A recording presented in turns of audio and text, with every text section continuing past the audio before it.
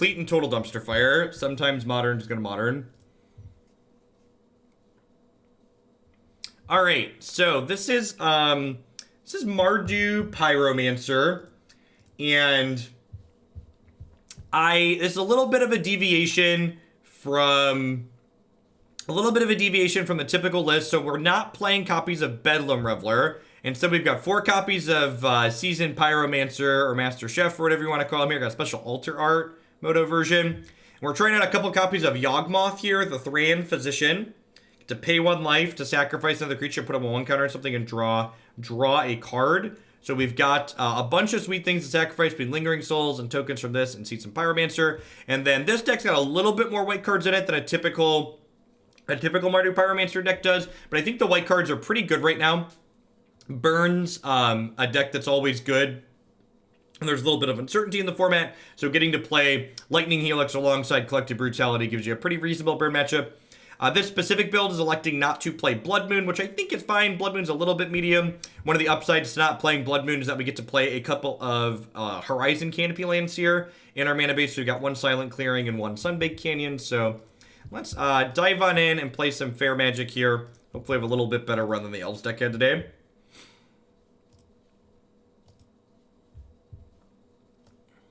I've got, I guess I'll mention it because this is a card people ask about.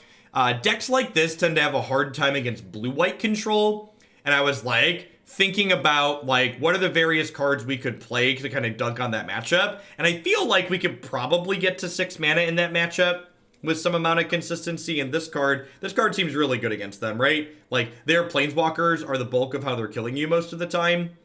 We have a lot of miscellaneous creatures to get +1/+1/2, and worst case, if we draw this super early, we can just like discard it to Faithless Looting or Seasoned Pyro.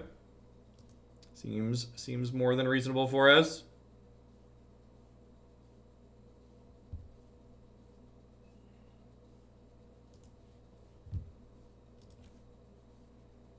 Hey, Funka, thanks for the tip. I appreciate it.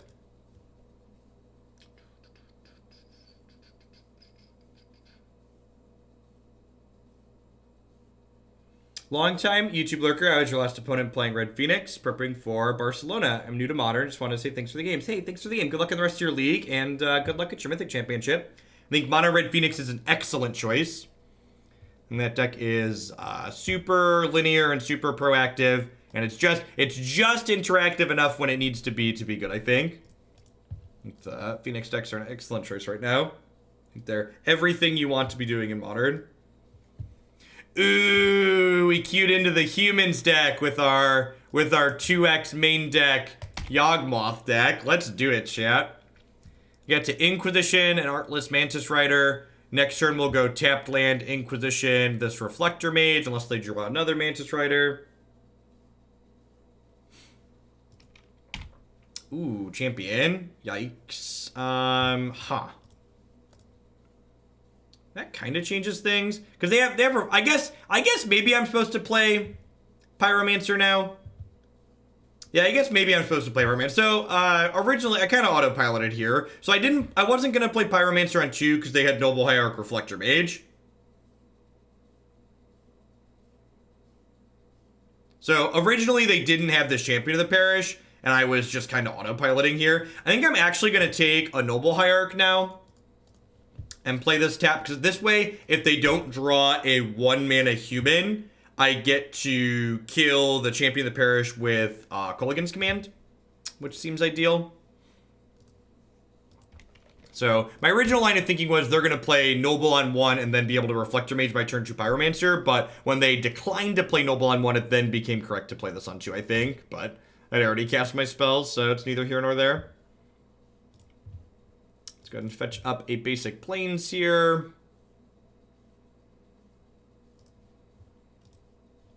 You discard, kill you. Just kind of keep our health total high here. We're definitely the control deck in this matchup. Yeah, I already had a line set up in my head, and then I just didn't adjust it when they drew a different card. Whoa, they discarded Reflector Mage? Seriously? Alright. Taking 4 here from this.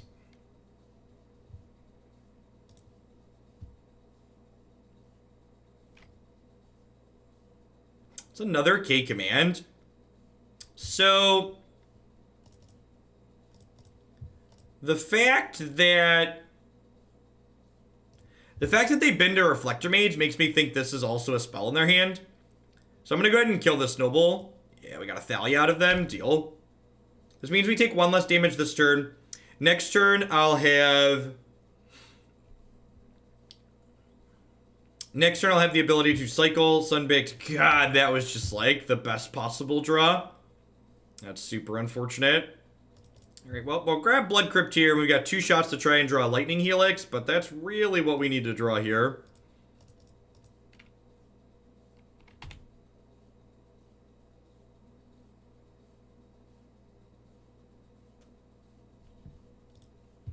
Yeah, sub-gifties are fine, Green Sky. Just drop the link in chat after you gift the subs to let me know what they're for.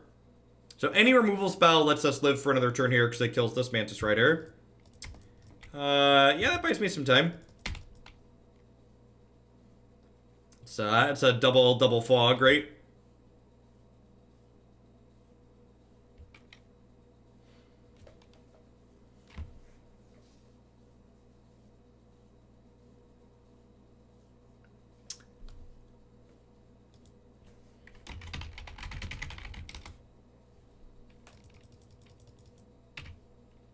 Smiting Helix. That's an interesting one. You know, I'm going to be honest, I forgot that card existed. I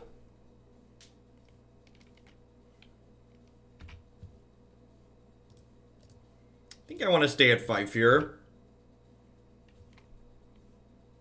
Hoping to draw just any removal spell here.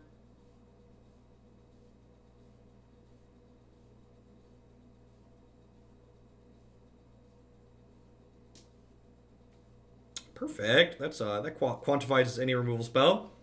Here's some bits for good luck on Mardu Pyromancer. Put these towards dealer's choice. Will do. Thanks for the support. I appreciate you keeping me around. I think I just flashed this back and then plan to bolt this Storko. Elves was a dumpster fire this morning. Messed up the first match a little bit and then just got completely run over in the second two.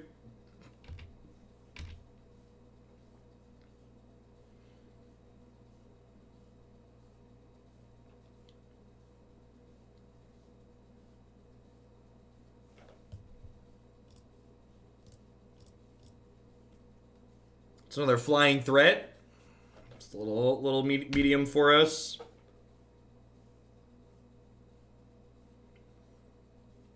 No, the Elves deck has never been one of the fastest decks in Modern.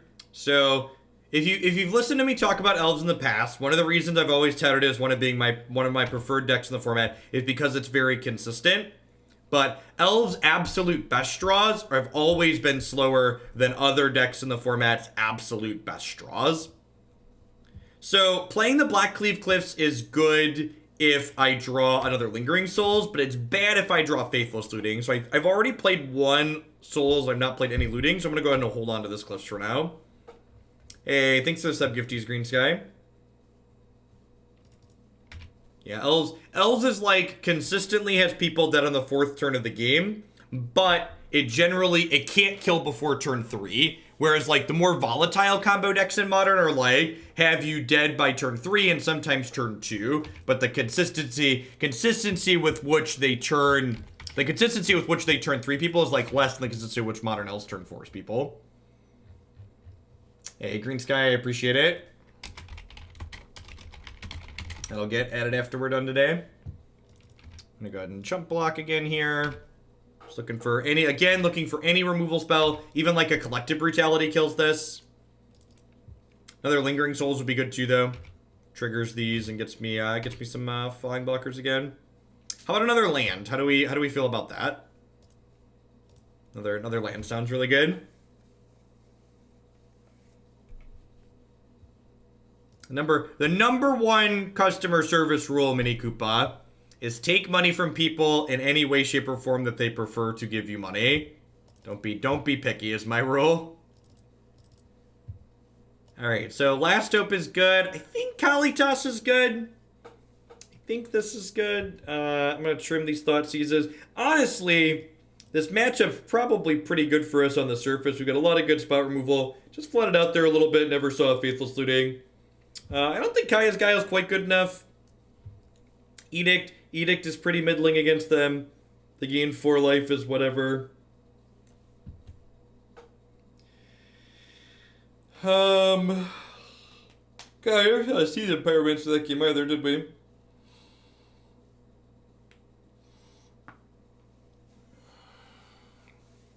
So is it safe to say you prefer a better expected value over lower mins and higher maxes? It depends on what I'm looking to do. Yeah, bits, dollars through PayPal, sub gifties, whatever way you would like to transfer dollars from your bank account to mine to make things happen is A-okay with me.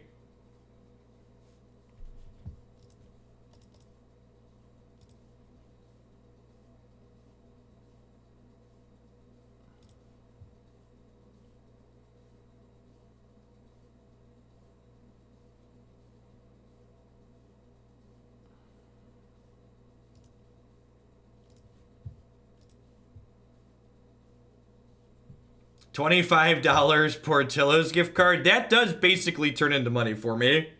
I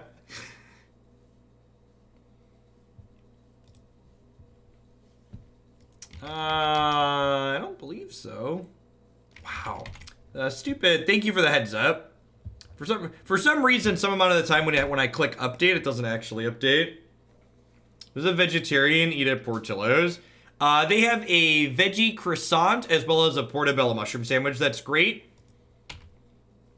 And as a junketarian, I'm a big fan of cheese fries.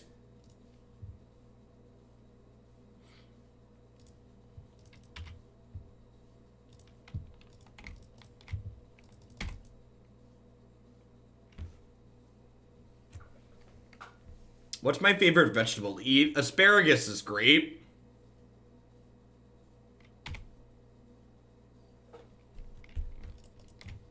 I'm just gonna play a second Dr. Peasy and just start like going wide here. If they play Reflector Mage, I guess I'm a little bit sad, but I think that's fine still. They named Carrier. What does that mean? Oh no! Wait, are they gonna name Shaman? Are they about to name Shaman? Oh no, wait. This is one-sided? This is one-sided? How is that fair? Man, I miss old Magic designs. What a load of horse crap. One-sided engineer plagued. Can we fire whoever thought that up? Why is that okay? Man, we just cannot catch a break today, huh? It's been a rough last week for Magic chat.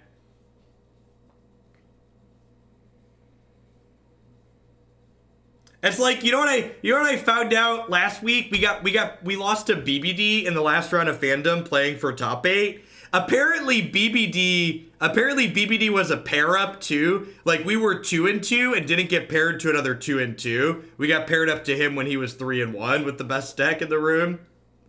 It's like, what an unbelievable just string of constant tilts. Named Lightning Bolt, sure.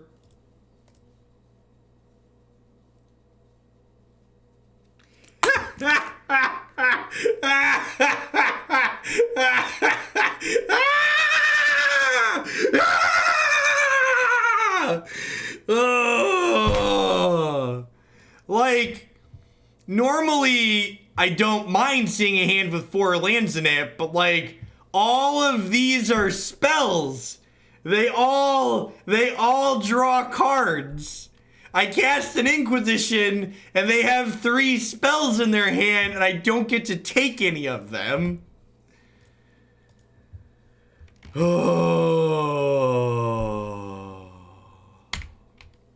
I'm not tilted, you're tilted.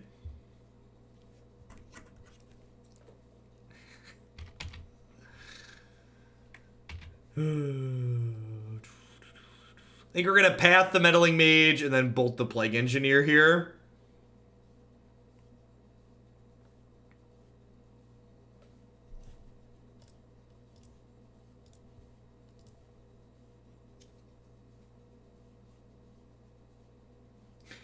Thanks for the biddies, Whoopwin. It's fine. Even though I didn't top 8 the fandom tournament, they invited me back to play again this week, so we'll need to find another sweet standard deck for that. It is you're not wrong. It is good television, Jin. As someone who's here largely to make TV, I can appreciate when it's good television at least.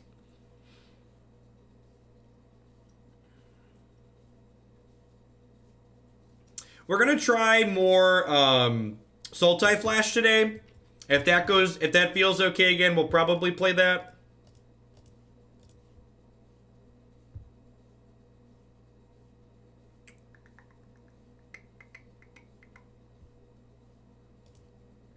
Ditch these two, cast Lingering Souls. Nah, I really don't want to play Grindy Mirrors. Red-white land destruction's like really bad against Nexus. So I don't think I want to play that.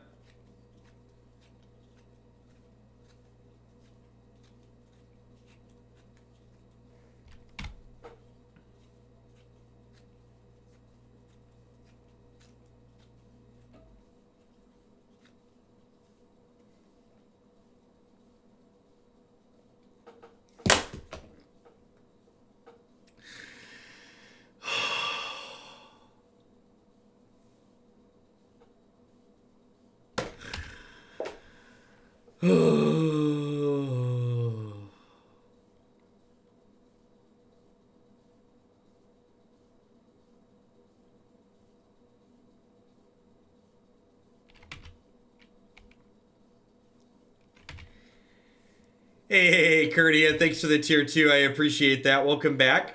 Good to have you around.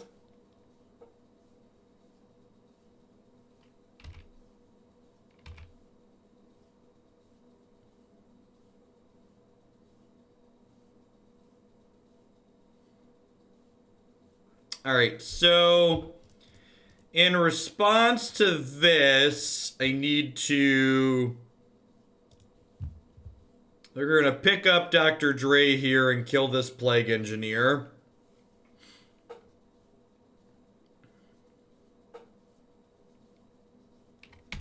We're actually not in a terrible... We're not in an unwinnable spot just yet.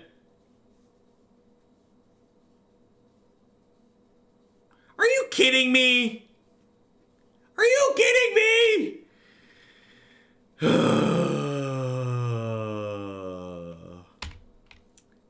It's for the 31 months, Bob. I appreciate it. Welcome back.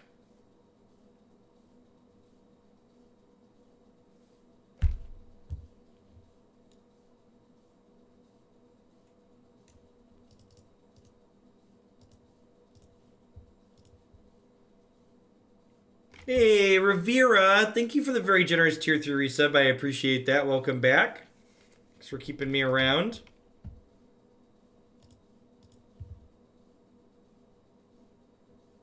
Okay. Okay. Oh-ho. We're halfway there. Oh-ho. Living on a prayer. Take my hand. We'll make it, I swear. Yeah, you know what? Like, maybe. Mercy.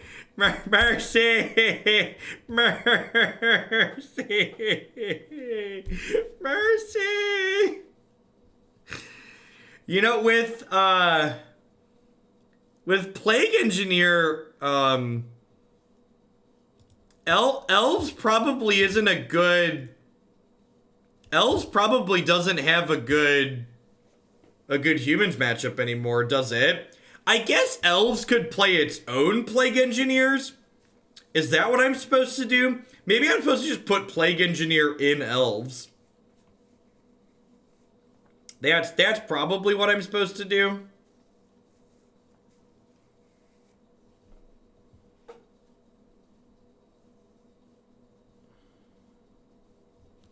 Can I go back to playing against Hagak?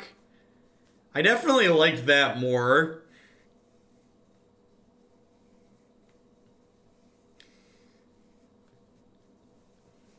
I think Hagak was good for Modern overall. I was really sad they banned Bridge. The number one sign for me that they were likely going to ban something out of Hagak is I didn't want them to ban anything, which meant almost with certainty that they were going to ban something.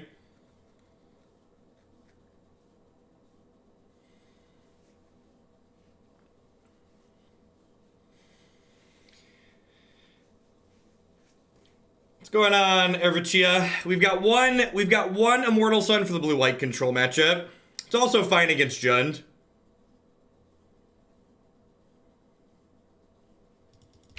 Ah, excellent.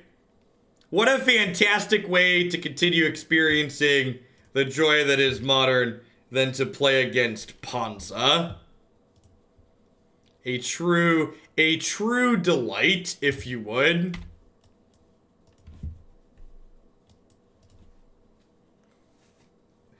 T Hui, thank you for the 3 months of support. I top 8 it with your L's lift. If I had Boreal Druids, I would have topped 4 of at least. Dead of Winter sucks.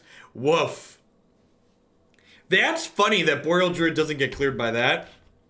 Ooh, they played a blue source. Maybe they're not Panza. They named white. Yay, they're playing a bad deck and not Panza.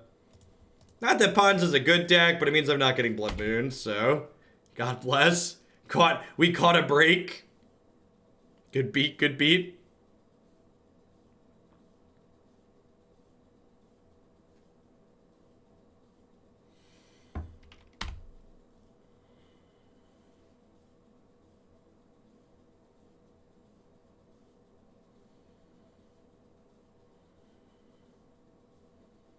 Tormod's Crypt, sure. It's unfortunate.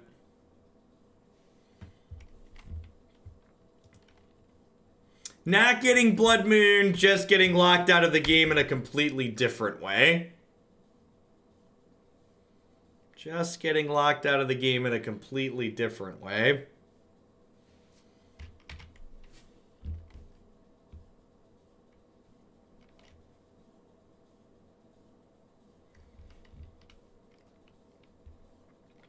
Mid-range has a lot of points, Marty, but it's not sitting at 100. So if you wanted to bump Citadel to first, you are welcome to. Oddity Llama, thank you for the quarter of a year support. I appreciate that. Welcome. Parenting lets me say all kinds of fun things like, no, Oliver, we don't pee on the kitty. Any good parenting quotes? We don't pee on the kitty. Hey, Walking Ballista.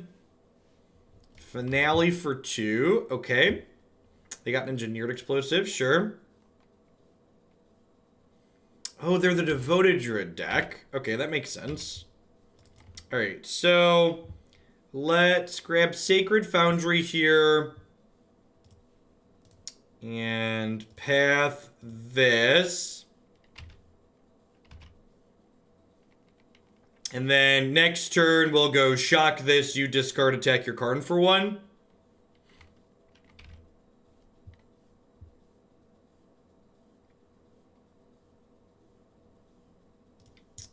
Now, let's do this.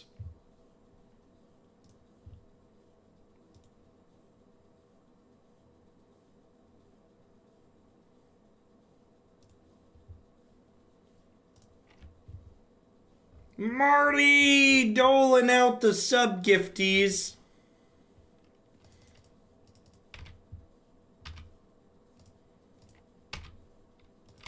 Let's get some green-black Citadel in here. Up and here. Up and here. Boom, boom, boom, boom, boom, boom, boom. Boop, boop, boop. Boop, boop, boop. Only 80 to go. That is true. The peak sub-gift icon does happen at 1,000. And happy birthday, Marty.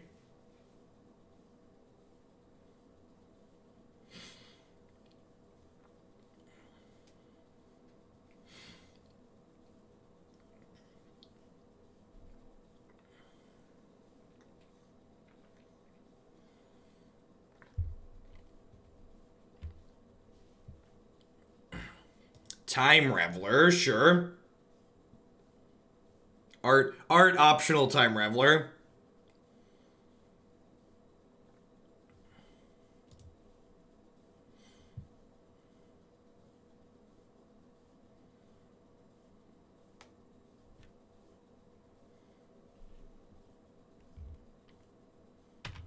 That's rude.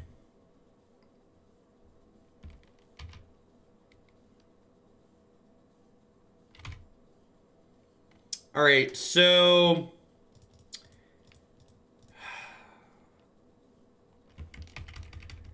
do I just Yawgmoth?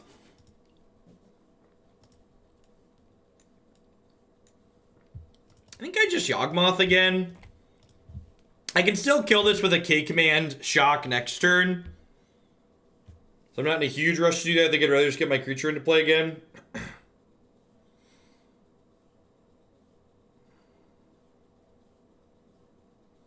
Parenting, for me, is just about 600 times a day saying, why are you naked?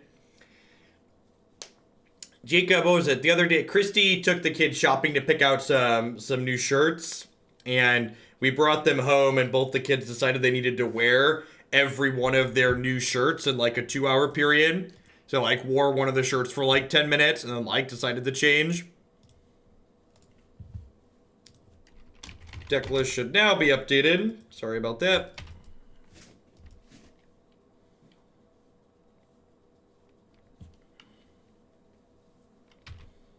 Yep.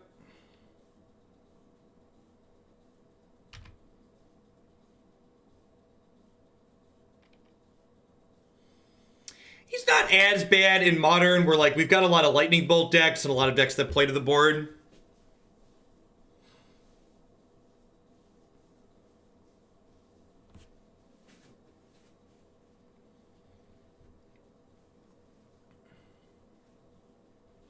Pithing Needle.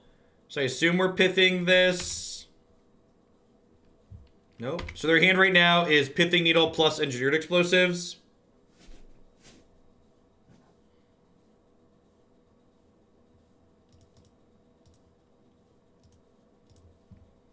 So if I go... I think I want to go you discard, shock this, bolt this, or bolt this, attack this. And like they're basically on E.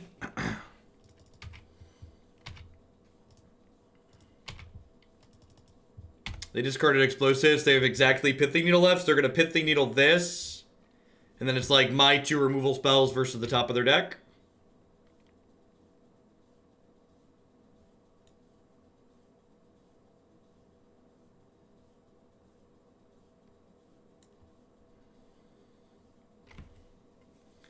Fetches draw you a card with Yawgmoth. No, this card, I'm not sure what you think this card does, but it's not that.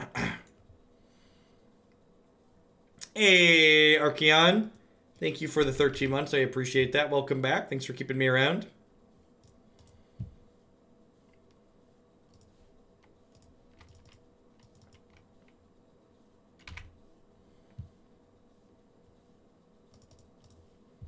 It's not a bad draw.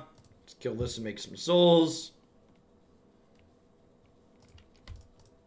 Yeah, the opponent's deck definitely feels a little all over the place.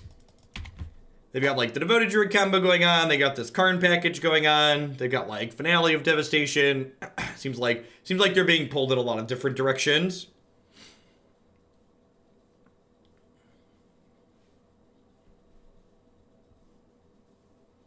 Elves was a complete and total dumpster fire this morning. That's why we had moved on to this so quickly.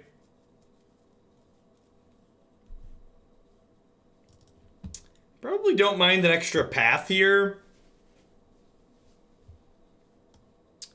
I'm gonna cut. I kind of feel like our main deck is like pretty solid against these creature decks to start.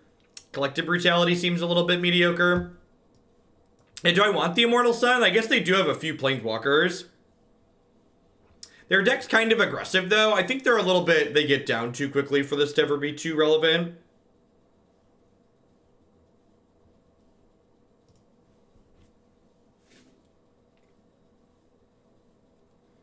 Elves. The Elves video will probably be another of the ones we posted. The last Griselbrand run that we had was like really rancid. We just got like beat up for 4 matches in a row.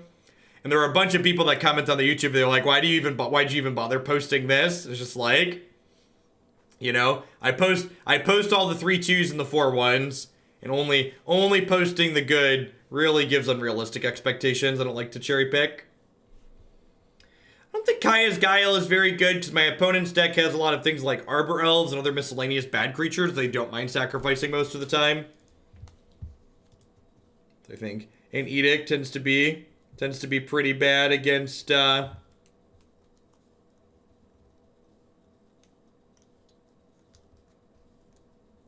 it's not good content, but it's honest content. Yep.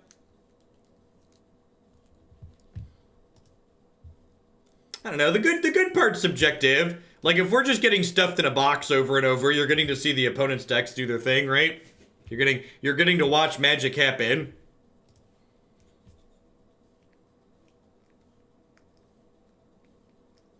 I feel like some people like have this really romanticized idea of what modern is, and like videos like that people complain about because they drag them back down to reality.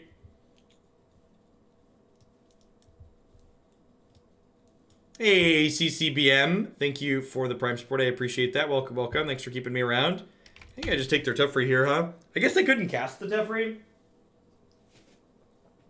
Maybe I just take the call. But they can't cast whatever they're getting with call this turn, most likely, right?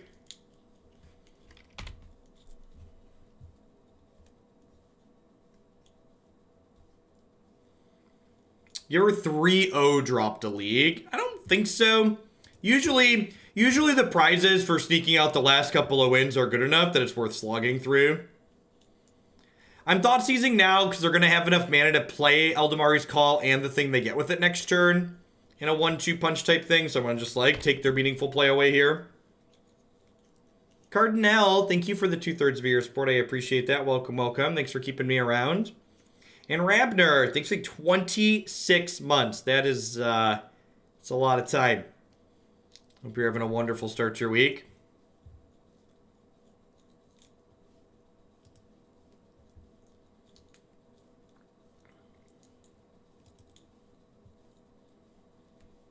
Man, this Master Chef here is going to make some good token blockers. We're going to grab a Sacred Foundry here.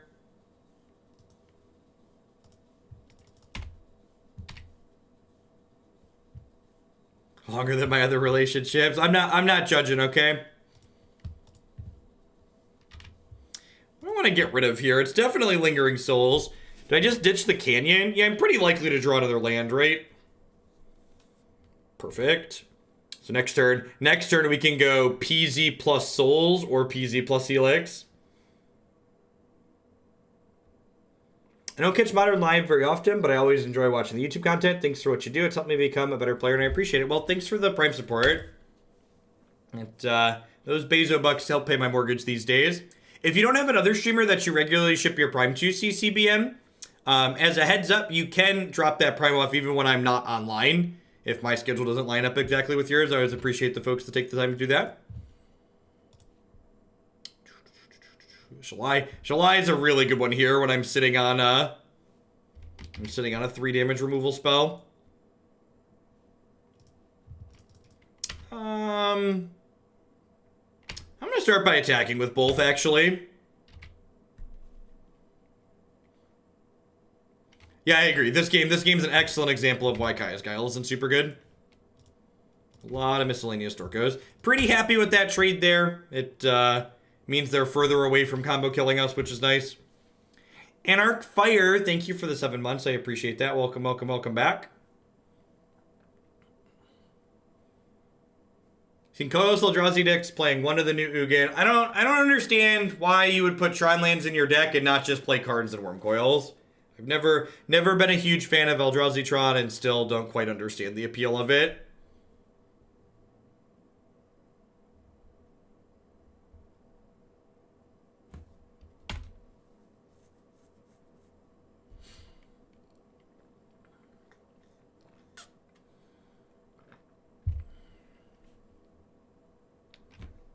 That also has hexproof. Yikes.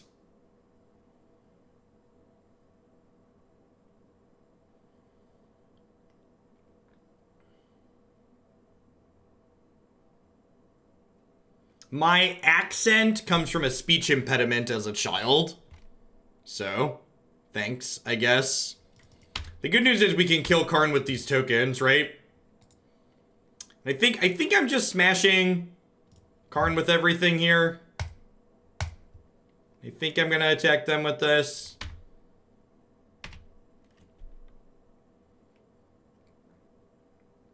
Yeah, Plague Engineer would not be bad. Yeah, I don't actually have an accent. It's just the way my voice sounds is different than what some people are used to hearing.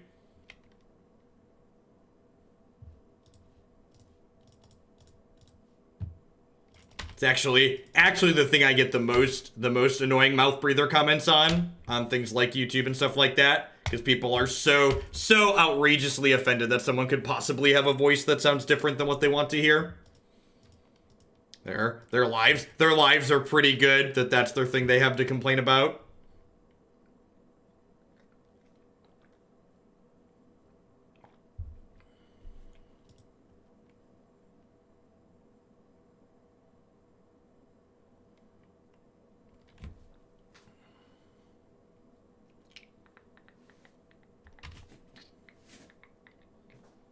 We need a land quickly. Why do we need a land?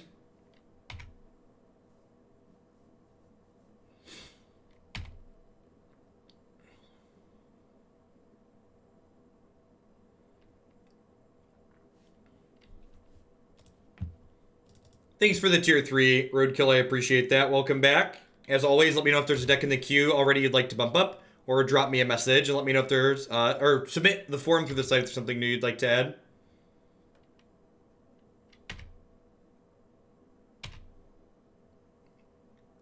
The biggest complaint that I hear, this is instant speed, right? Yeah. The biggest complaint that I hear from people is that my normal speech patterns, I tend to put emphasis on different points of the words than what a lot of people are used to. I especially tend to put emphasis at the end of a word, which, that's not intentional, that's not something I'm doing on purpose, that's just the way I speak. But apparently that also really upsets a certain mouth-breathing Dezen on the internet.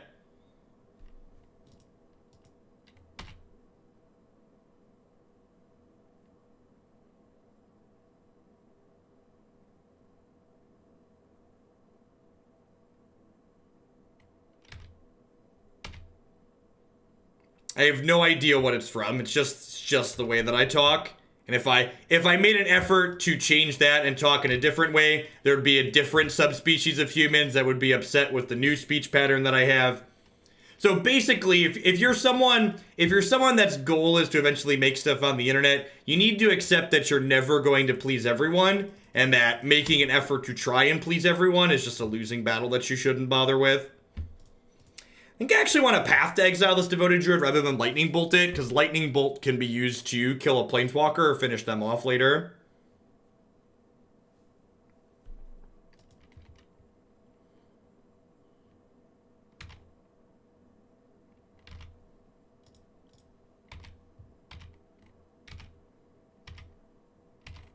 And I mean, like, a lot of the regulars here, too, like, the way I speak is somewhat normalized to you. You should be aware of that, just because, like, you're used to it, right? Like, especially people, if you've been here for any amount of months, the way I sound is going to feel more and more normalized to you because you're used to how I sound. Alright, so this draws me cards regardless of if I discard things. So we're going to bolt this, play the land, cast Seasoned Pyromancer. Because this does not need to discard cards to draw cards, which is great.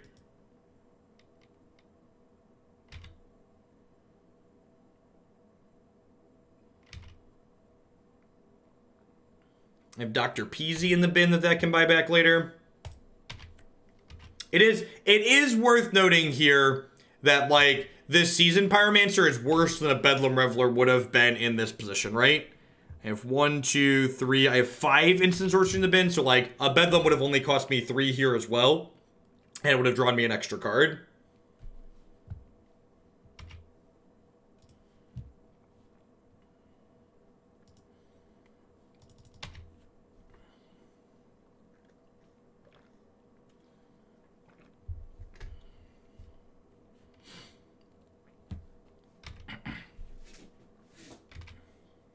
Yeah, they still have this Spell Pierce that's just going to rot in their hand for the rest of the game here. Correct, Steric.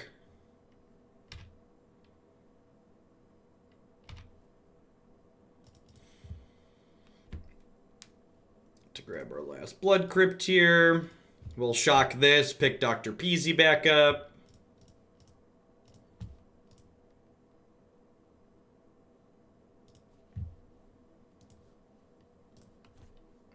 And we can go Peasy into Inquisition and still pay for... Spell Pierce.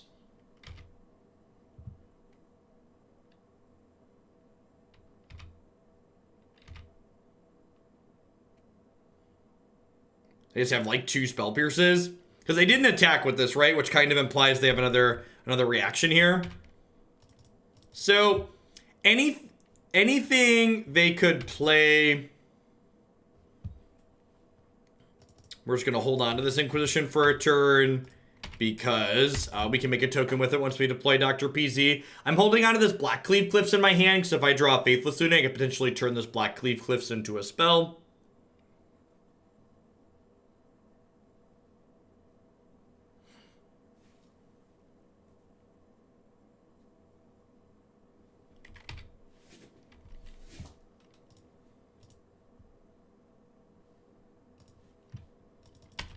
Witness, that's a good one. Hey, Cheeches, thanks for the brand new tier 1 sub. I know there's a lot of great people making a lot of great stuff on Twitch right now. Thanks for supporting mine this month with that. Soon we're going to see explosives just slide right on out here. Yep. Well, that means we're not proactively playing on Inquisition. Yeah, I could see that, Burgle. You play a mix of the two. Like, I feel like two Bedlams is like the amount you've always wanted to play, but you just like had to play more because you really needed the card advantage.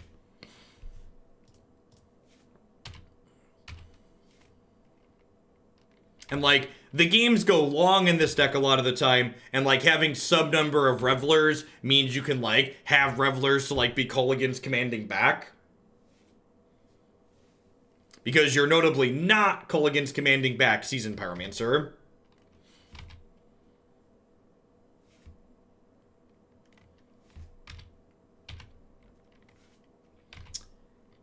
Yeah, I don't know where my Underlord stuff is going to be going. So, as someone who's data driven, I was looking back on the data surrounding my Underlord stuff. And during my Underlord's streams, I'm actually losing followers, people who unfollow while I'm playing a non-magic game. So I'm not... And on top of that, the YouTube numbers on, like, the rewatches have, like, declined as the game's been played more. And I'm feeling a little bit... Since I hit Big Boss, it's become a little bit stale for me. So we'll probably revisit when, those are a couple of good draws. Those are a couple of good draws. This Yawgmoth card seems pretty okay.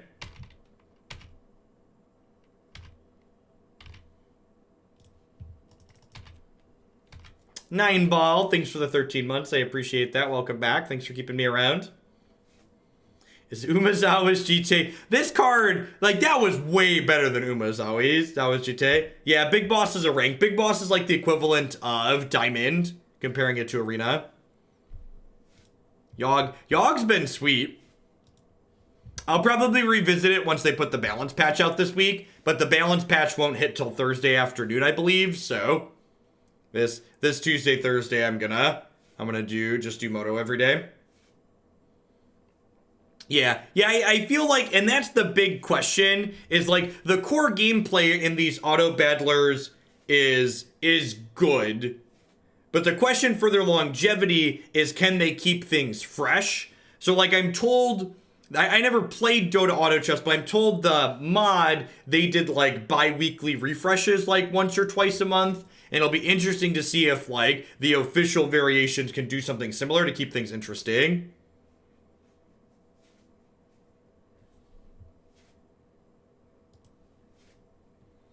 Yeah, it's tough, Fuzzy Thantos, because just like the way streaming works and like collecting an audience throughout the day, my end of stream time is more valuable than my beginning of stream time. It's also true that way too, because that's when like my wife and kids are getting home too, so like that time is like a higher prioritization for like family stuff as well. This hand's a little land heavy, but I've got a Sunbaked Canyon, so that's a redraw. And double discard spells and openers, like, you know, pretty good for fair decks in Modern. Just, like, pick them apart a little bit. Well, then, I guess we're not casting the second discard spell, then. Things we won't be doing.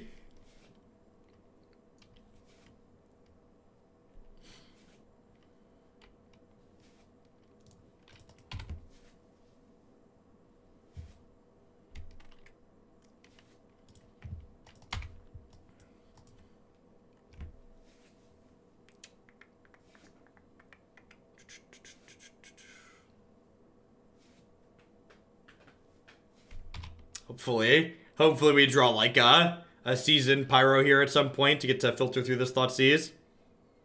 They draw another Cathartic Reunion. What an incredible tilt. It's not been a good day for playing Magic. You know that? It's just not. It's not been a good day. I'm gonna go to the post-board game and board my Leylines in. I think we're pretty incredibly unlikely to win this game from here, and I just don't want them to know exactly what we're doing.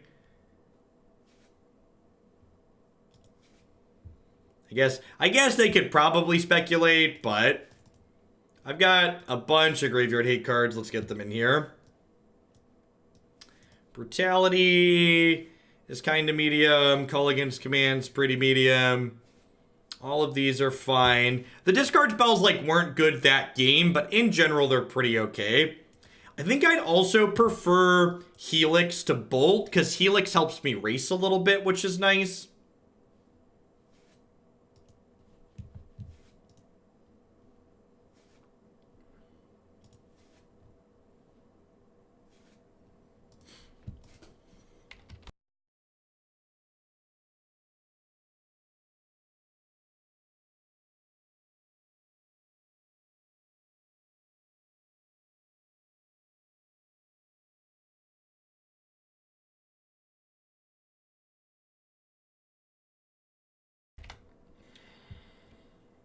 I mean, like, this is a good Magic hand, but it's not a hand that's good against Dredge, right? And I think at 7, I toss it back with Leylines in my deck.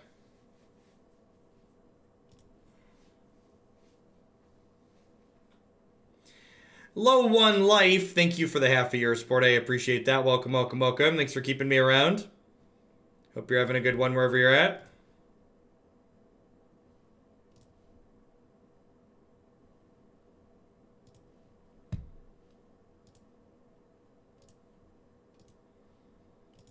Oh, we're halfway there. Oh, gonna get Nature's Claimed Mulligan, hoping that the Leyline would carry me across the finish line. Oh, we're gonna die now. Oh, it's been a morning. Do do do.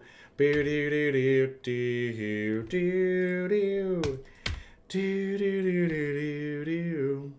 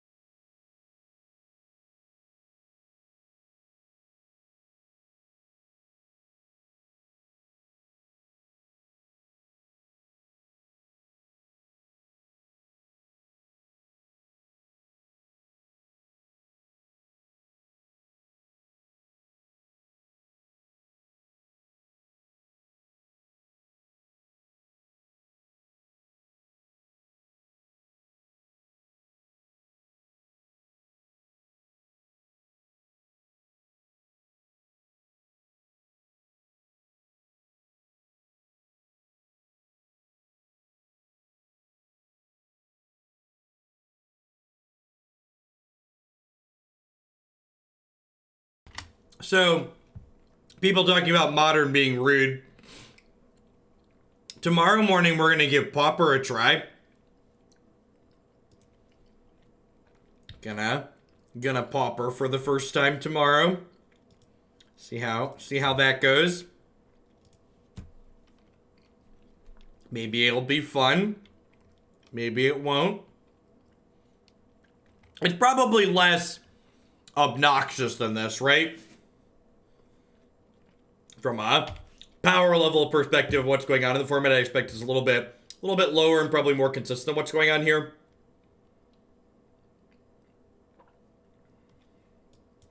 Yeah, I think Mono Black Control is the one that's at. It's got like 60 points. Yeah, I'll be giving Mono Black Control a try tomorrow.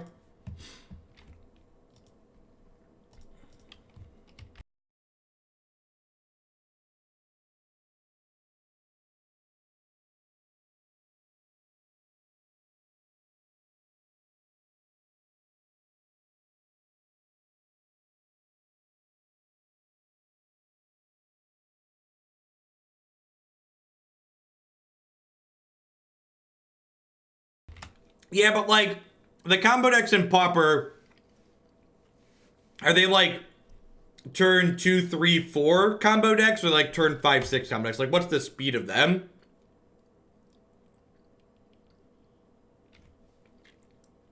I mean, Gucci was talking about how bad Pauper had become this recently. Oh no. I don't know. The more I think about it, the more I think I come to the conclusion that all of Magic's probably fine, and all of us are just stupid and like to complain. Both of those things are probably true. I'm pretty sure every format in Magic is awful all the time, and we're all sitting here playing it anyway, so we probably just don't know what we're talking about. If I had to venture a guess.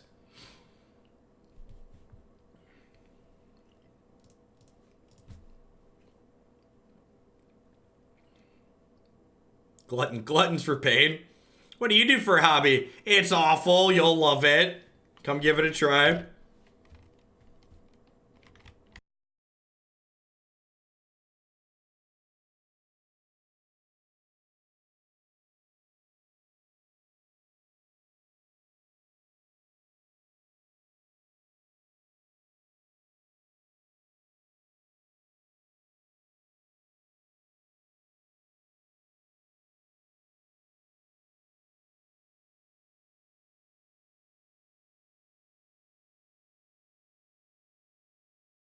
Yeah, turn 4 kills probably fine.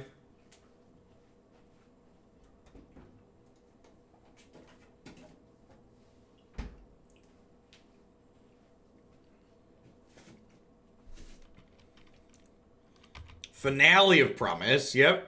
That's hot. You get there. Get their go on. And that's an Arclight Phoenix. That's why we saved the path.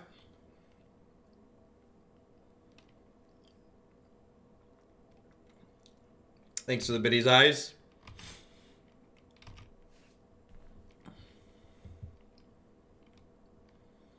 This is a good example of a game where, like, Faithless Looting felt pretty awkward. We, like, mulligan to start. And then didn't really have anywhere to go.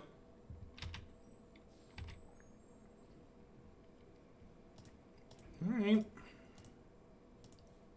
What you got?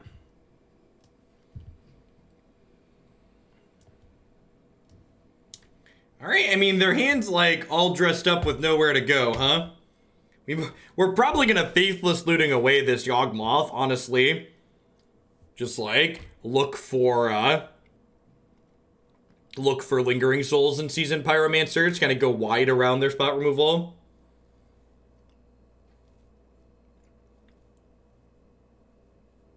They discarded an Arclight Phoenix, and then they can gut shot our face to get the bird back. It's a pretty quick clock. Yeah, our opponent is like, You're like, your opponent's like, you've got your Faithless Lootings in the fair deck. You're kind of doing it wrong. The opponent's just like, allow me to teach you the way of my people.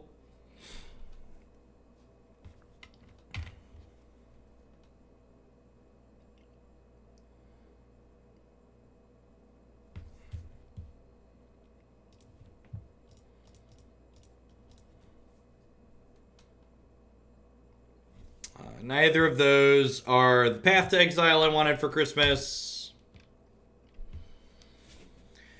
We're going to 4 here on this Arclight Phoenix attack. They've only played 1 Bolt.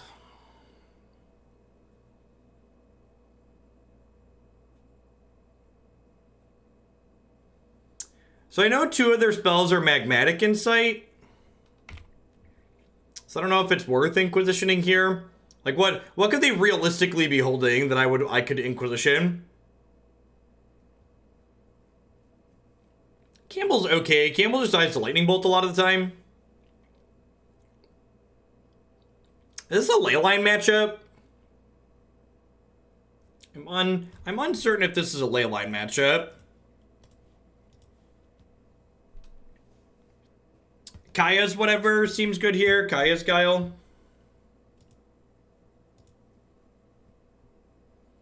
You're gonna kill me in response here? Sure.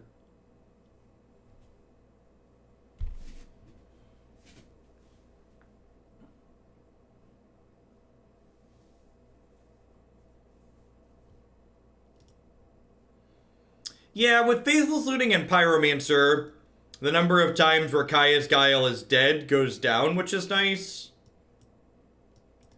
We have a lot of cards that are pretty bad here, huh? Right? Like, Kolaghan's Command's pretty bad, Yawgmoth's bad. Brutality's not very good, honestly, either.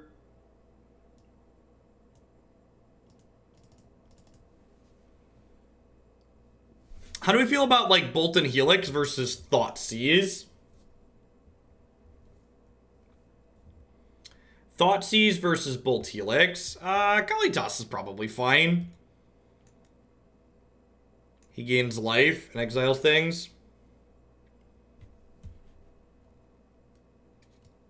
I feel like it's some mix of these things for the last cut. Yeah, I think I'd rather have more things that play to the board. Do this. I think leaving in the Inquisitions is fine because they don't hurt us. I want to board in Wear Tear for their Aria. Yeah, probably, but I've already submitted.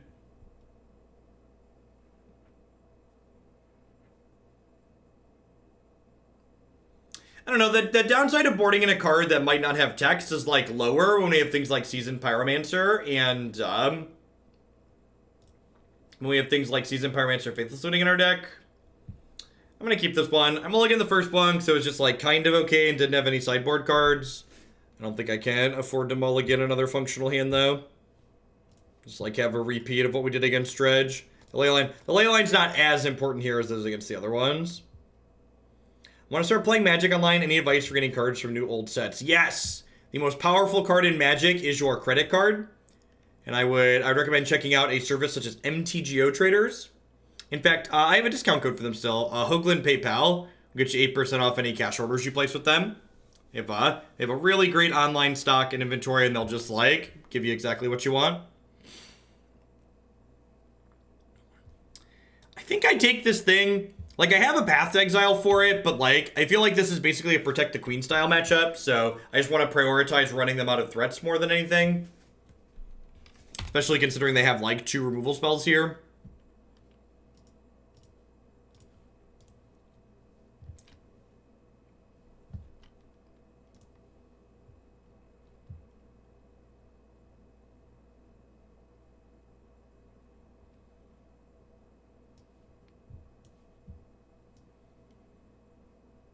I mean, like, Unearth doesn't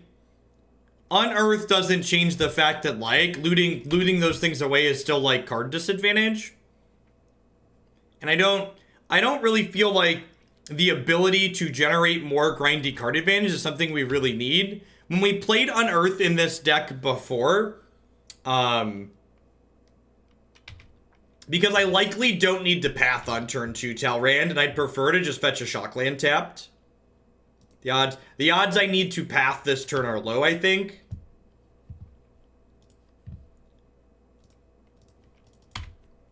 So I'd prefer to just, like, grab my Sacred Foundry tapped. When we played a Mardu configuration with Unearth, since it's printing, it just felt like bad Kolaghan's command every time we cast it. Just like, we kept track through the league. I'm just like, yep, this was just like, worse than that would have been. Alright. Let's take 6 to Entwine. So many.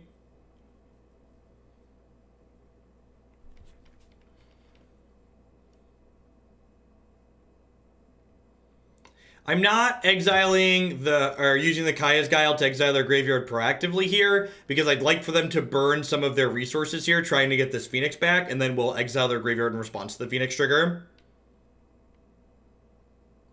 So Kaya's Guile can exile their graveyard, can gain us some life, it can make them sacrifice a creature, so it does a lot here. And if they don't give us a reason to play it, we will eventually get to just do all of the modes. It entwines for 6. So a viewer submitted list, or does it have my own touch to it? So a viewer submitted a Mardu Pyromancer build that explicitly requested Yawgmoth was played in it. So I made a number of changes after that, but the core came from a viewer. We had talked about this earlier. I'm not sure that 0 Bedlam is right. I feel like favoring Seasoned Pyromancer and playing fewer than 4 Bedlam is probably a reasonable place to be, but playing 0 Bedlam is probably not quite where I want to be in life.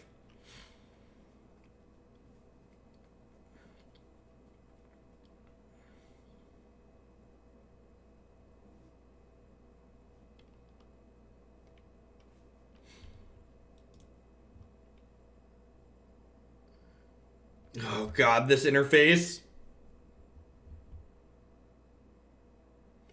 So they have double bolt in their hand. Do I want a token, or do I just want to gain 4? Token or gain 4? I almost think I want to... I guess I have 2 helixes. I'm going to get a token. This is like pretty decent.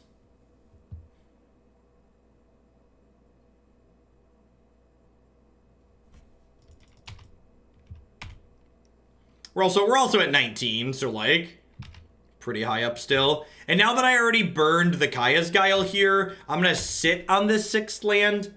So that way if we draw Faithless Looting, we can potentially turn it into a spell.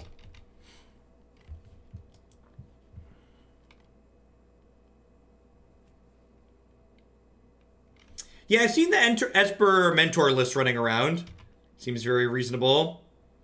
That card is terrifying. And like, again, like, we just don't have a clock here. So the Aria Flame is going to let them kind of punch the clock and go to work here. Every time they cast a spell, they put a counter on this, and then we take a damage for every counter on it. I mean, it's not really Burgle. They have 2 bolts in their hand. I guess Pyro reads make a token, gain 3, but we're still not in a particularly good spot.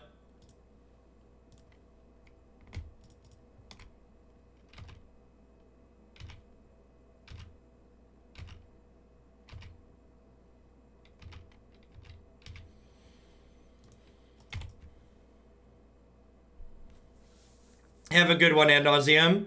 Catch you around later. So this thing's now done 2 to us, or 3 to us.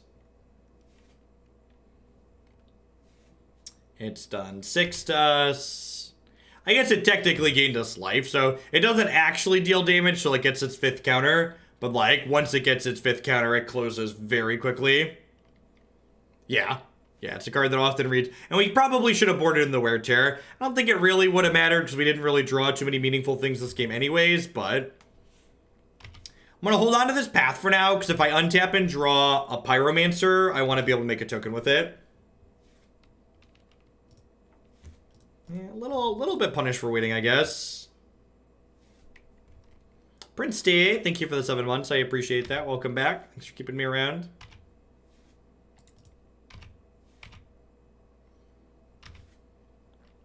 Alright, so if I play and flash this back, they're effectively at 10.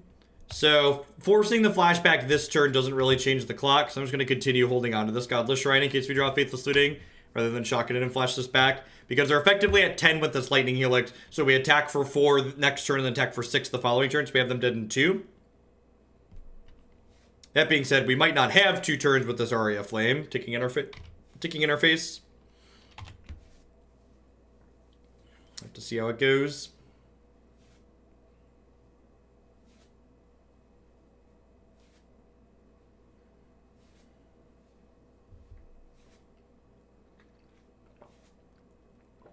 Another thing in the ice is rough here.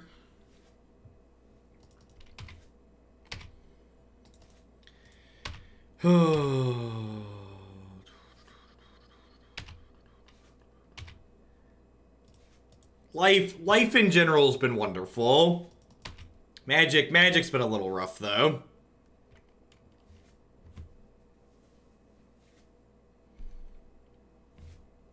It's been a bad morning for Modern. But a lot of just us getting dumpstered and not close games. Alright, well, here's hoping they can't flip their thing this turn.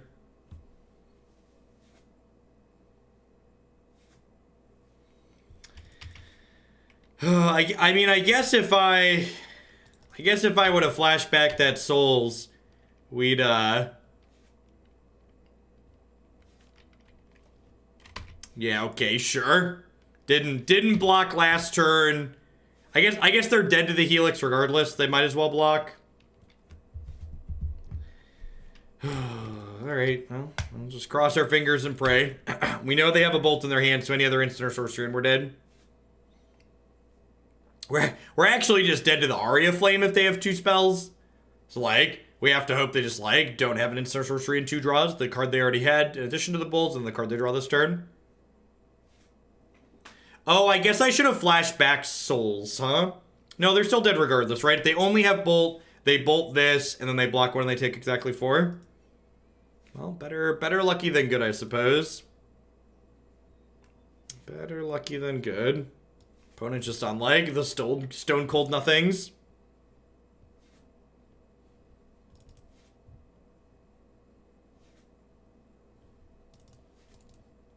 I'm gonna cut this Kalitas on the draw. This Wear Tear should have been in our deck for game 2. Because of the Aria Flame. And like, if we draw Wear Tear and they don't have Flame, we can just loot it or Pyromancer it away. It's up there, Burgle. Is this the turnaround point? Is this the point where things start getting better for us today? That incredibly fortunate moment. Snoop Doge, good morning. Saying like doesn't have Leyline in it, but like the mixture of spells it has is like pretty decent. To take their thing away.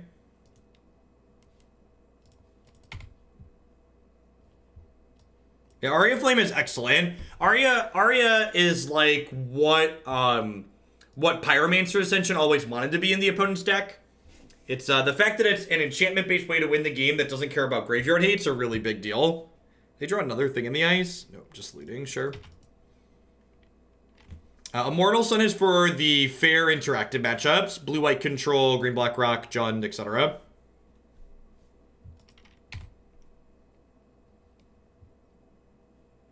Aria's real bad against Leyline, got it. So they ditched the other Faithless Looting. Would not be surprised if them floop this Phoenix back into play this turn. Maybe I'm supposed to play the fetch land here, so that way I can Helix this Phoenix down. Yeah, I think playing the tapped land here was wrong, and I should have played the fetch land. Please play an Aria Flame. Wow, that's so bad for us. I guess I have chicken noodle soup here, so like it's good for the soul at least. If they don't have a second bolt, Kambal's gonna put the hurt on him real quickly. He says as his opponent plays the second bolt.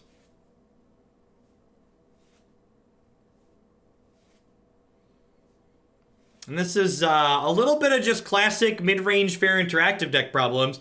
I have my wear chair this game for the Aria Flame, and they have a Saheeli Sublime Artificer, so my answer just doesn't line up well into what they have going on.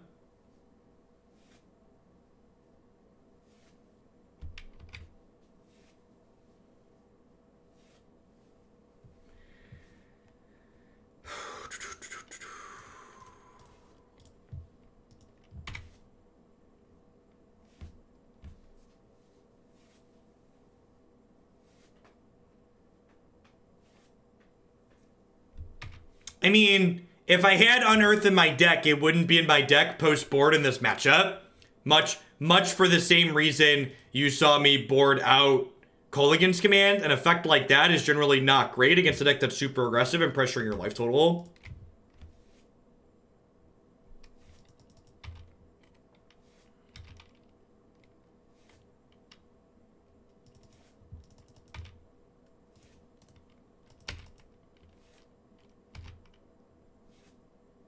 No worries, Day. It's okay. I know it wasn't intended. That my comments there were more targeted towards general frustration with the comments I get on that in general, more so than just you.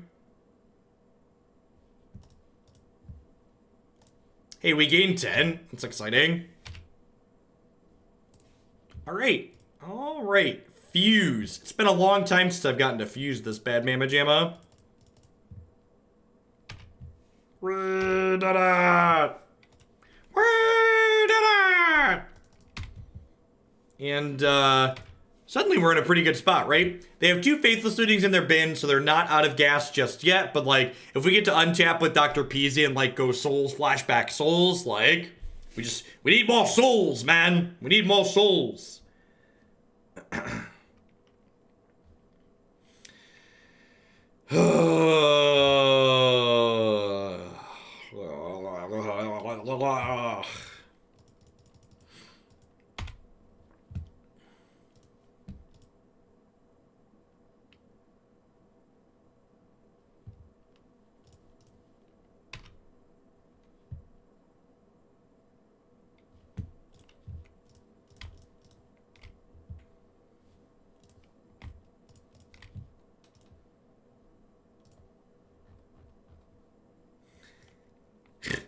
Don't abuse Nivik. Alright, Nivik, you have your protection back now. Again, gonna hold on to this land in case we draw Faithless Looting.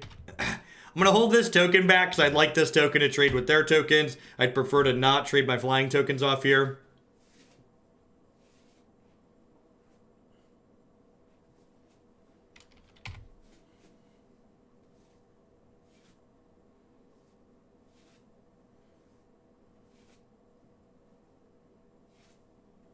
My black-white aggro vampire's opponent just cast Kaya's Wrath post-board against Citadel, and I just can't anymore.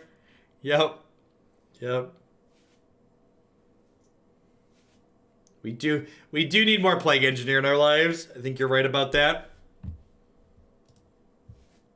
The fact that card's one-sided is huge.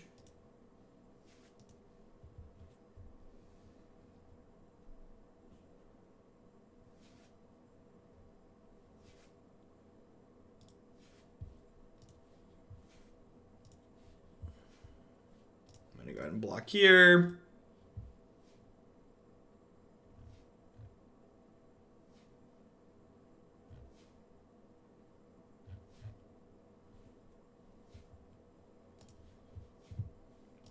Dr. Peasy's not a terrible pickup.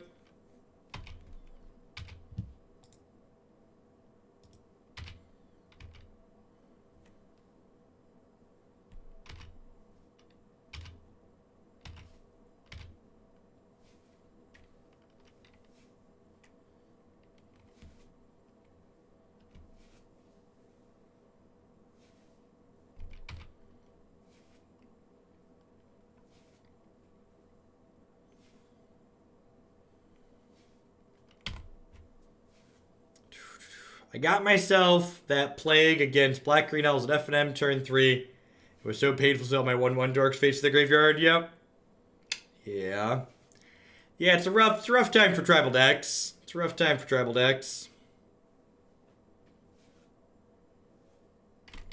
No block. Still just racing here reasonably. All right. Master Chef, I choose you. Get my loot on. Leyline of the Void past its expiration date at this point. So we'll say all of these, attack them, pull one back, have it attack Saheeli. It might be right to attack Saheeli with two things there just to play around Gutshot. I could see that being accurate. They're at a pretty low health total though.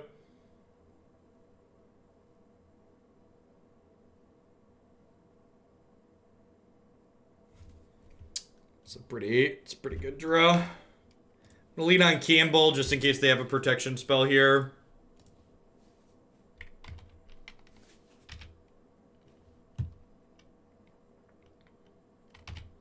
This is it, chat. This is the slow climb back to the 3-2 after we got super lucky in that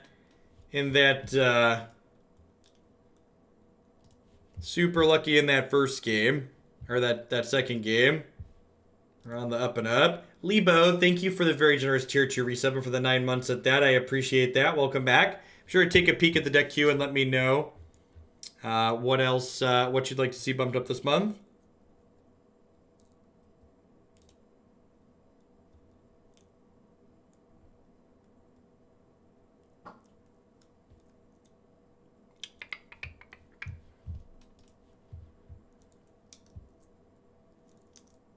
This is the false hope before you get buried by another linear deck. I don't really do the whole sports ball thing.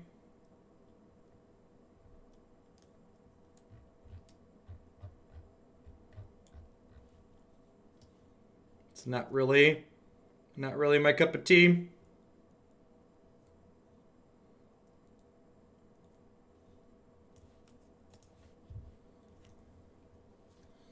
Hey, Thomas, thank you for the tier 2 resub and for the 9 months at that. When spreadsheets seem to be a better option versus the actual video game, I don't know. Outside of Nexus of Fate being super popular, there were 7 decks at the top 8 of the Open this past weekend. Predictably, a bunch of basic mountains ended up winning it, but you know, it is what it is.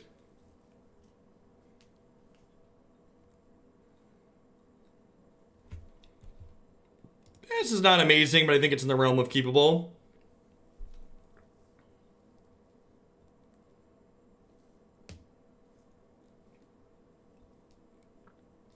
This is going to be our last Modern match this morning before we roll on to a long Standard day here.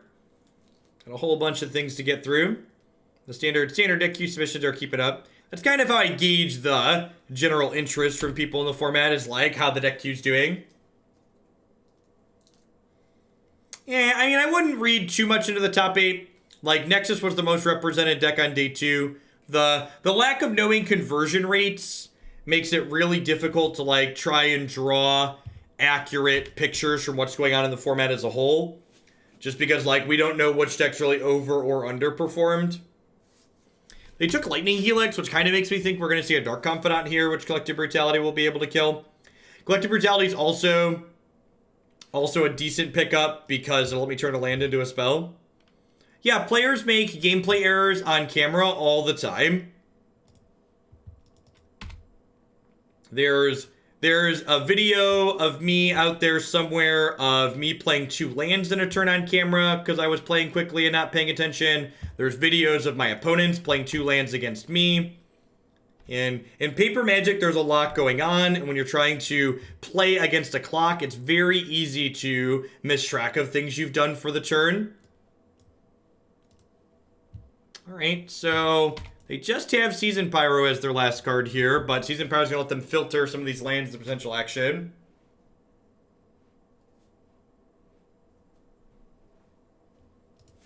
Yeah, I mean, and then, like, the actual Answer Arcane, I think anybody trying to draw super strong conclusions about the current Standard format is still more than a little premature. I'm definitely a big fan of the wait-and-see philosophy. Yeah, if blue-green or Sultai Flash ends up being a pretty competitive archetype, I'll be pretty happy with the format. That's the style of deck I really like playing. And like ultimately, that's the most important thing to most people when it comes to playing Magic is there a style of deck that they enjoy playing in a given format?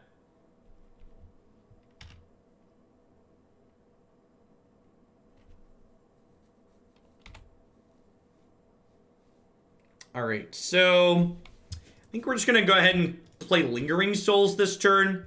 So that way next turn I can go like Pyromancer plus Helix or Pyromancer plus Flashback Souls. Just like get a double spell and get a trigger off the Pyromancer right away.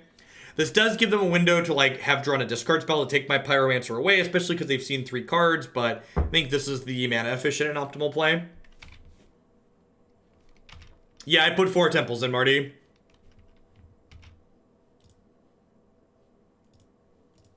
I think I'm okay just double blocking here. I'll make plenty more tokens next turn. And temples are great in that deck, by the way. Playing a temple off the top and being able to scry another land at the bottom is just like A+.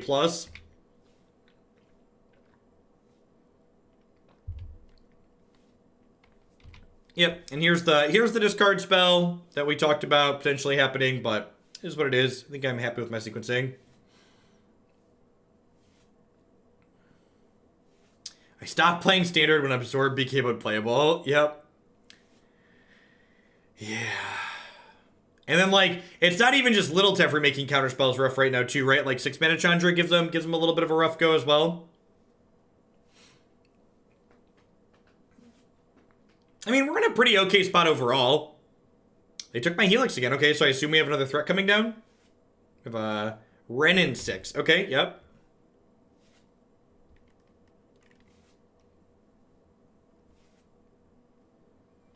So I get to go land, Dr. Dre, Flashback, Lingering Souls, have 5 power across 4 bodies. 6 mana Chandra is 6 mana. Sure, but it's a contributing factor to what makes a lot of the mid-range decks in the format struggle. Or control style. I shouldn't say mid-range, control style decks. There's a lot going on in the format that makes mid-range decks struggle.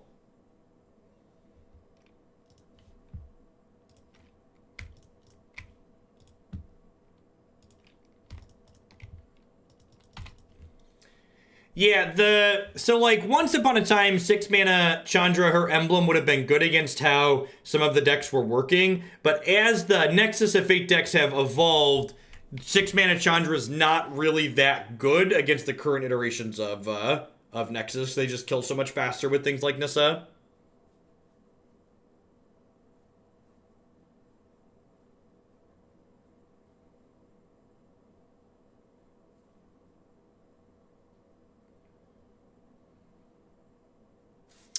Yeah, I know this card's fine, Burgle, but like, I don't know.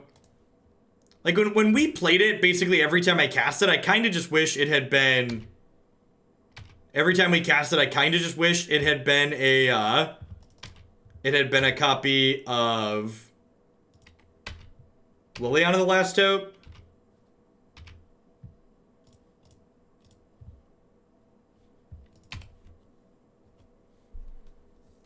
And I guess with Baron War here, it's like +1, pay a mana, draw a card, which is like fine, right? Especially for a 2 mana investment.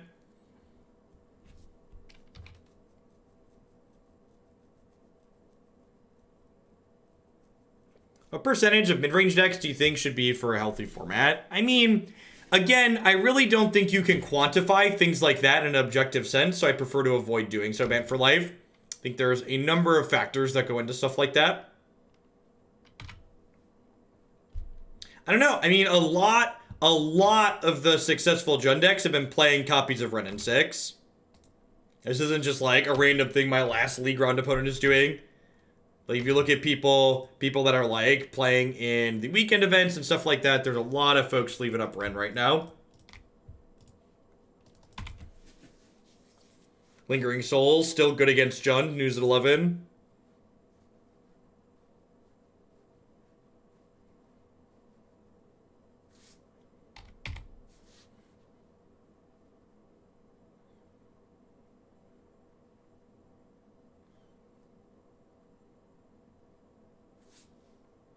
That's unfortunate. Need to draw Path to Exile ASAP here. I mean, like, again, there's a big difference between playing random Magic Online leagues and, like, playing in, like if Reduke registers Jund at the Mythic Championship, that's more telling than, like, Reduke went undefeated in a Magic Online league, right? Like, those are the actual, like, meaningful metrics you want to be looking at.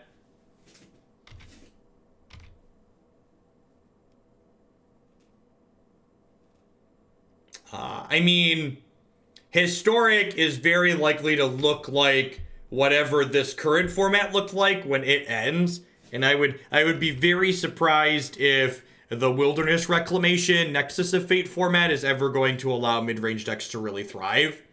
In fact, I would probably argue this current standard format and the previous standard format are the most squeezed mid-range decks have been in standard in a very long time. They do not feel particularly good. Between Nexus of Fate going over the top of them, and Nexus of Fate goes over the top, and other things go over the top too. Mass Manipulation, Nissa, stuff like that. It's a tough world for mid range in standard right now. I think we've died, chat. I think we've died.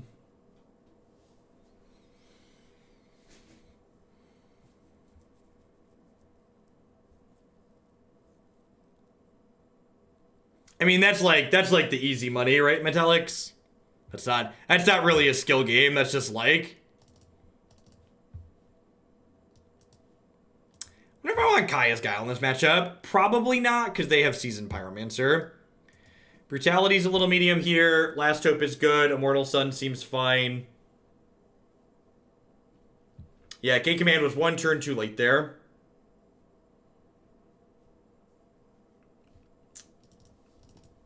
Trim some of these discard spells. And get this Kalitas in my deck. Let's do it.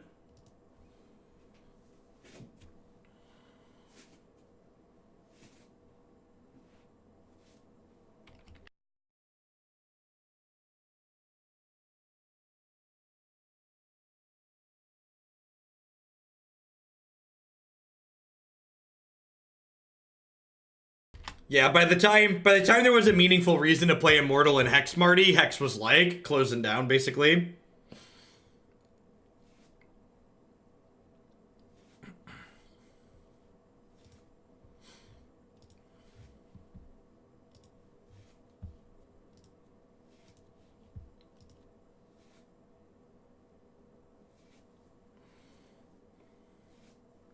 While the format is unknown, I mean, I'd argue this format wasn't exactly unknown. And it doesn't even just go into, like, what was going on Arena and Magic Online, but, like, that when you add an 8th set into a 7-set format, the change is a lot more subtle than, like, you know, at rotation, or even adding a 6th set into a 5-set format. Like, that. And adding that 8th set is, things are less likely to change than a lot of the others.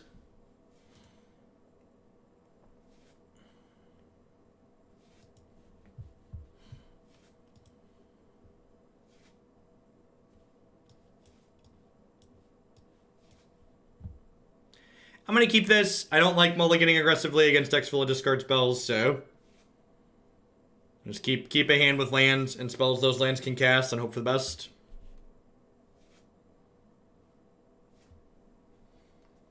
You know, I don't know that the core sets are lower power levels, so they're less likely to do stuff. That's a shtick I heard when Origins was printed too, and I feel like Origins and this last core set have really kind of deviated in a nice manner from that. So I don't know that the historically core sets are less likely to make an impact. It's something that really holds true still.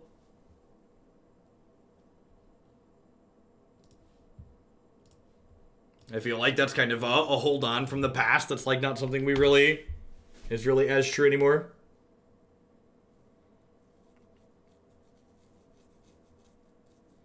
On a scale of 1 to dead, I'd assume this Pyromancer's pretty close to dead. Unless they have like a Bob here. We'd love to see Dark Confidant come down this turn. Thoughtseize plus Bullet would be pretty brutal.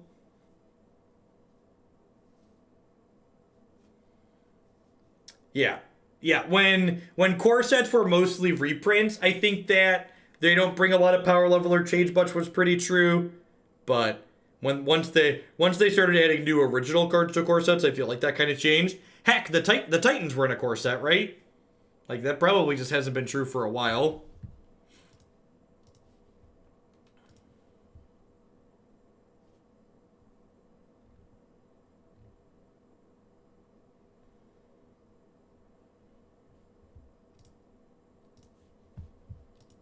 I assume we're losing Kolaghan's command tier. Okay. So he took Seasoned Pyromancer, which kind of implies they have another discard spell, or they just weren't going to be able to deal with tokens that go wide a little bit next turn.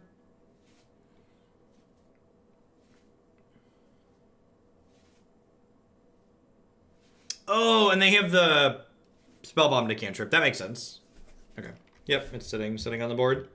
I was thinking they wouldn't want to pull the trigger on that right away, but that makes a lot of sense.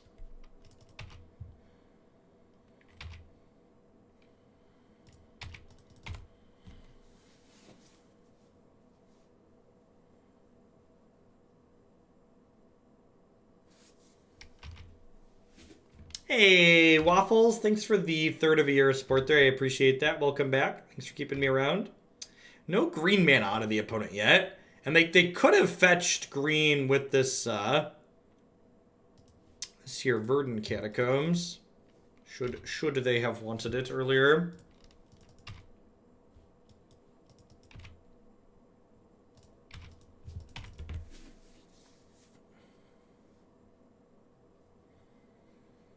Yeah, the fact that they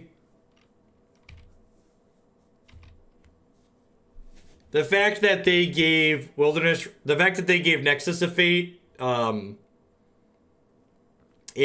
counter your counterspell draw card for one is a little rough. You think so?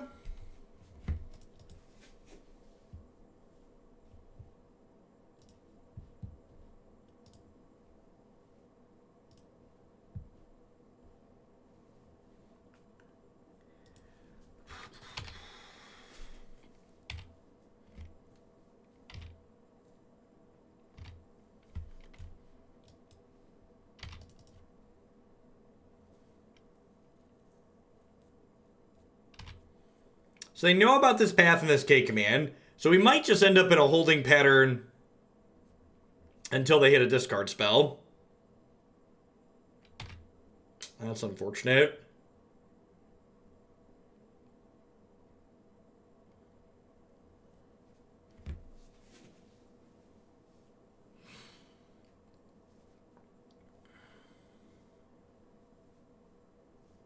They took path. Are we going to see a Tarmogoyf here?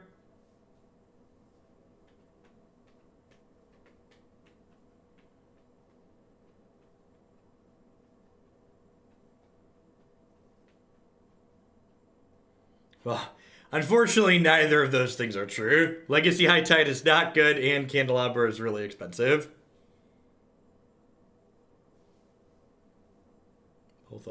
Both of these things are incorrect.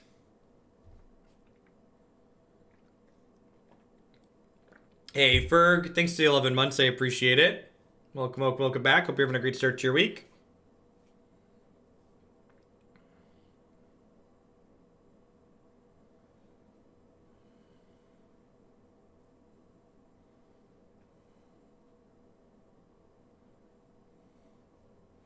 I mean, I don't think most people want every Magic card to be free, but like reserve list stuff is extra silly because it's not just not free, it's like exorbitantly expensive. So am I supposed to get them to pull the trigger on this spell bomb? I almost feel like I am. I think I'm just supposed to take my 1-for-1 here. Because like this makes them cycle the spell bomb. I'm going to elect not to cycle the clearing. Because this way, if I draw a land or like a spell I can cast next turn, I can like play my Marsh Flats, play my other spell, play my Seasoned Pyromancer, like discard nothing, draw 2.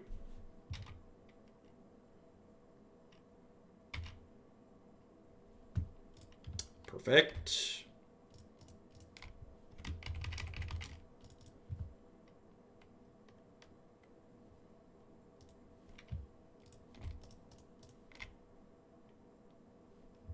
This is draws like that are another reason to like force the issue on the spell bomb sooner rather than later.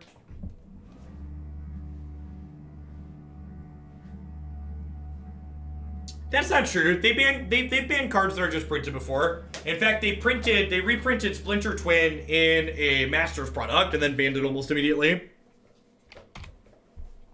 For those that don't remember that timeline.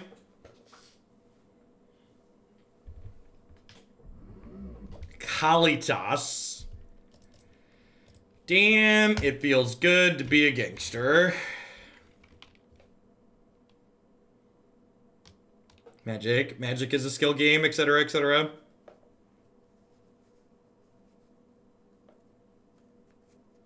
Blue Velvet coming out with that brand new Prime support. There's a lot of great people making a lot of great stuff on Twitch right now. Thanks for supporting mine this month with that. Hope you're having an excellent Monday wherever you are.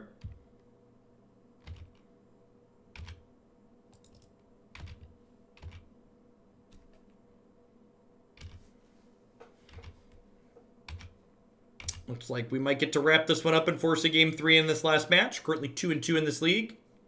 All right, this one's for all the marbles, chat. It's for a QP and a treasure chesty and some play points.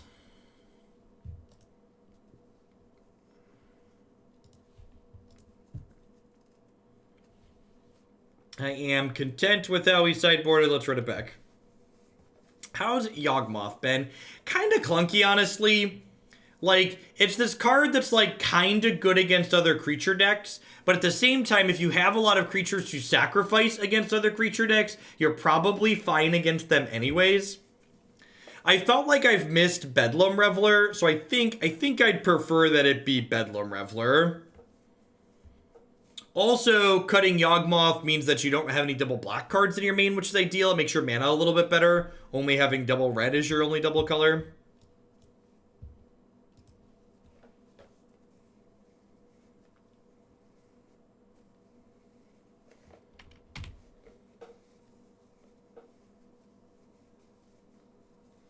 I don't think they'll ever introduce Counterspell to Standard or Modern.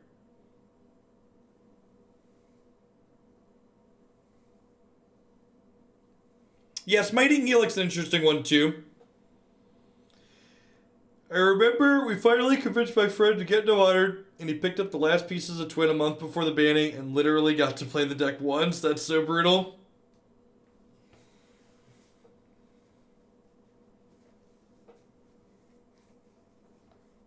Yeah, I forgot Smiting Helix was a card. That does definitely seem like a reasonable inclusion.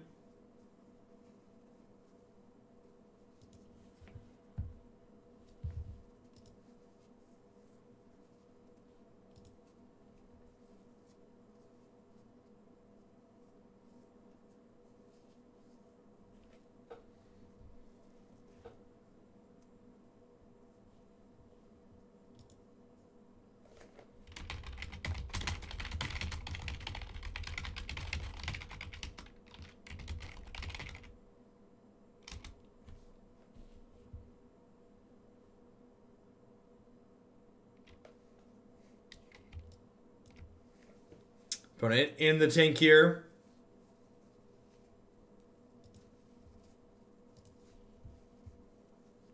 Took our bolt. I am just going to go ahead and looting on one here since we drew that. Ideally, I'd like to find another piece of removal for next turn. So that way if my opponent plays a Scavengling Ooze, we can kill it.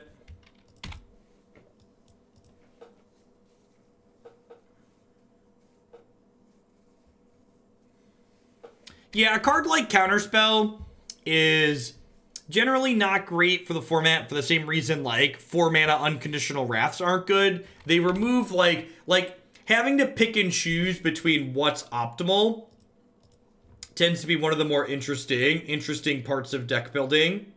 Like, are we playing Veto? Are we playing Logic Knot? Like you're taking decisions out of the format by printing in a card that's just like always the best choice.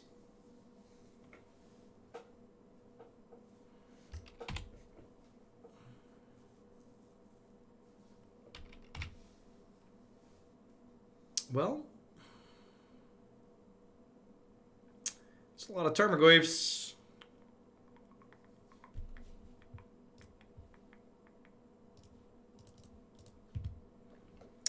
flash back my souls, generate some chump blockers here.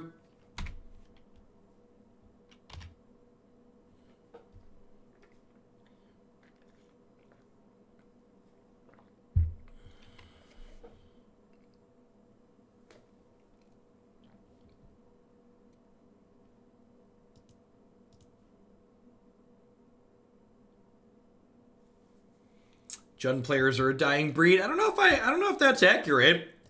Jund's had a pretty big uptake in people playing it with Renin 6 being a recent addition.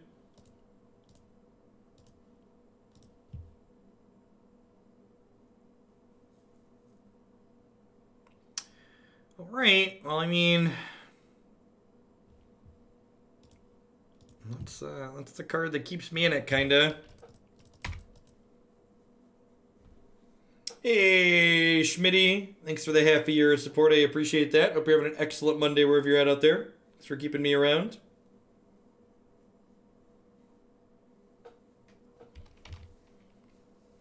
I mean, so, like, there's a good chance if you, like, own a Jund deck, you love playing Jund. Because, like, Jund hasn't been the best deck in a long time, that anybody that still owns the $2,000 that Jund costs means that those people are desperately looking for a reason to play Jund. So, like, if there's anything close to making Jund new and exciting, like, people are going to be trying it.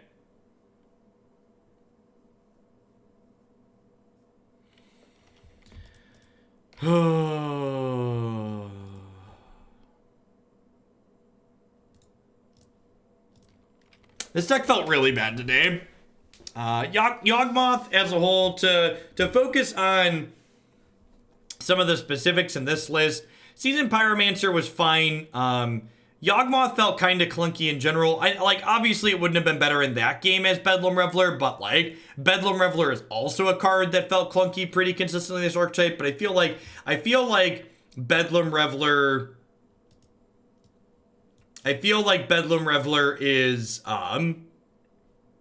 just, like, doing what this is doing better. And I kind of agree with Burgle to a degree. And this kind of just emphasizes the point that, like, as more cards get printed into a format, the formats get narrower and narrower. And with the addition of Seasoned Pyromancer being a card that Jund midrange can play, it feels like this deck isn't really doing anything meaningfully more powerful or different than what Jund midrange is capable of doing. Like, the big draw to Mardu Pyromancer, historically speaking, over something like Green Black Rock, is you were giving up the closing power of something like Tarmogoyf for the grindy card advantage that Bedlam Reveler offered. And because Seasoned Pyromancer is just this card that you can play without the strict graveyard requirement to give you similar card advantage, it feels like the meaningfulness to be exploring what this deck is doing as opposed to just playing Jund is, like, been removed from the format.